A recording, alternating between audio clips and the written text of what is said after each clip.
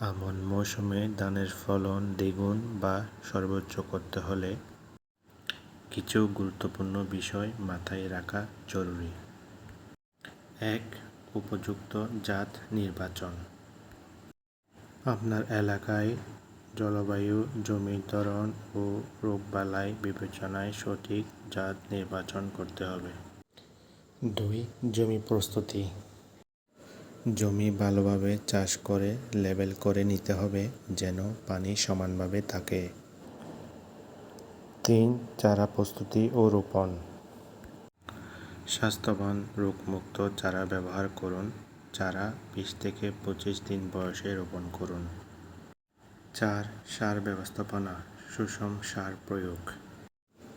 ৫. রোগ ও পোকামাকড় নিয়ন্ত্রণ। নিয়মিত ক্ষেতে পর্যবেক্ষণ চালান। ব্লাস্ট, পাতা ঝলসানো, মাজরা পোকা ইত্যাদির বিরুদ্ধে ব্যবস্থা নিন। প্রয়োজন হলে অনুমোদিত বালাইনাশক ব্যবহার করুন বিশেষজ্ঞের পরামর্শে।